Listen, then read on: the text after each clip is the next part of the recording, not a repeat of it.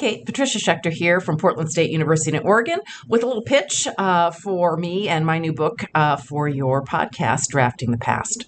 I think the hook, where I come in on the craft of writing history in this project, has to do with surprises in the archives and the demands on the imagination and historiography that finding these surprises really entails. So my book is called El Terrible, Life and Labor in Pueblo Nuevo, 1887 to 1939. And it tells this ground-up story of a coal mining town, really from the worker point of view. It's a chapter. The book is really a chapter in the history of global capitalism, but told from a different perspective. The Pueblo Nuevo's company was in the portfolio of the French Rothschilds, the Rothschild story has been told many times, but this study centers rural working people who ended up building a community and engaging in self-directed kind of Republican community building in what I argue is a kind of unexpected place and time. So the first surprise has to do a little bit with why I picked this town.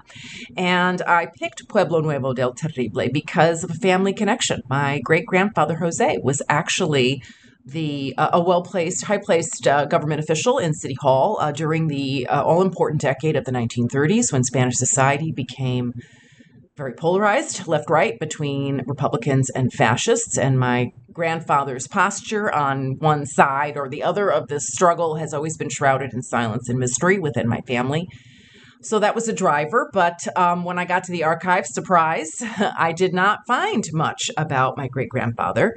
But instead, I found, I think, a very compelling and maybe even more satisfying story of this worker-centered town that really took charge of its own future best it could and really offers us a set piece in democratic possibility, again, in an unexpected place and time, Andalusia, Spain, rural, often considered very conservative from the top, and then also tainted with kind of radicalism and anarchism from below.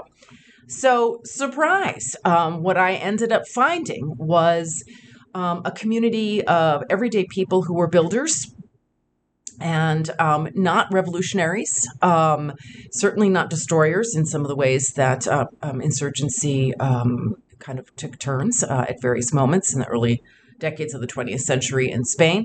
And a classic example of the surprise, one of these surprises in the archives has to do with my findings in the diocese, where everyday people wrote letters to the bishop saying how much they wanted in, right?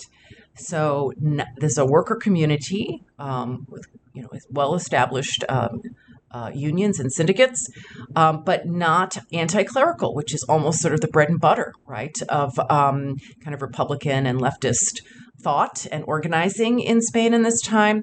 The people of Pueblo Nuevo want in, and so they ask for more priests. They mobilize to rebuild a church.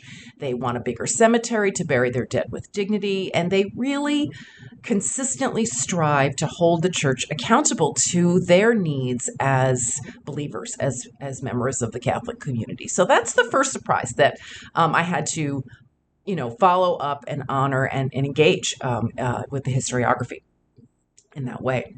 I think the second surprise, or the next surprise, I'll share as part of this pitch has to do with policing and how everyday people navigated public space and the sometimes heavy police presence in this town, as elsewhere in Spain in this time period. The reputation, in particular, the Civil Guard, is for its extremely heavy-handed and often brutal treatment of everyday people. And so, too, miners in particular in Spain have a reputation for, again, insurgency, even leading to violence. They have access to metal and dynamite and things that can cause some damage in communities. And again, surprise, Pueblo Nuevo presents a very different portrait very different slice of Spanish society. I made a database out of several years worth of prison records and a very, very interesting portrait of the interaction between everyday people and the police emerges. So rather than violence per se on the part of the police, what we find is instead surveillance and a very different tone that required attention and interpretation in terms of how did this town function and how did power circulate and where did everyday people find little leverage points. So surveillance as opposed to over imprisonment. It was a lot of petty crime really that characterizes everyday life as far as the archive indicates. And surveillance is really the thing that has to be navigated on the everyday basis. And as a result, the other sort of surprise in all of this was how everyday people coped with an environment that was heavily surveilled. And they did many things, but one of the most striking is the ways in which they kind of played with false names and even sometimes kind of doing a little bait and switch with their neighbors, that kind of nudging the police toward people with similar names, or just kind of a little bit of shell game, if you will, with identity. Again, this is a fairly mobile community. It's filled with significant numbers of migrant workers. So it's a very interesting and somewhat surprising portrait of how everyday Spaniards cope with a heavily policed environment, but in a very particular tone and key. So those are just three historiographically significant surprises in the archives that I found in this study of this coal mining community.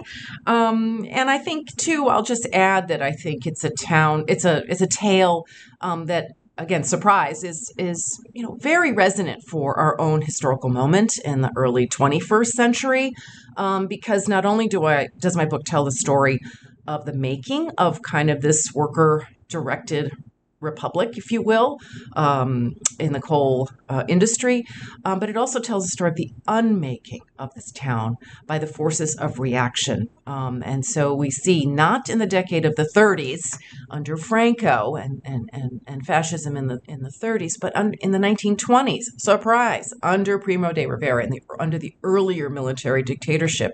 We see monarchists and reactionaries and other conservatives in Cordoba province in Andalusia, where the town is located, really writing the fascist playbook on the backs of the mining community in this town. And we see tactics rolled out to that are eerily resonant of the kinds of attacks on democracy we see today. Everything from fake news to criminalizing dissent to disabling governmentality. So again, much to my surprise, I was looking for a family story, didn't find it, but found this really compelling portrait of both democratic possibility and what its opposition, what its opponents look like, and how they managed to contest and ultimately take over this town and dismantle everything from City Hall to the cooperatives, everything that working people had built. So that's my pitch for me and my book, El Terrible Pueblo Nuevo del Terrible, 1887 to 1939. I hope I hear from you. I would love to be on your podcast, and just thank you so much for listening. I put my contact information below this video on YouTube, and I'm easy to find on the PSU website. In the History Department, Patricia Schechter, reaching you from Portland, Oregon. Thank you so much.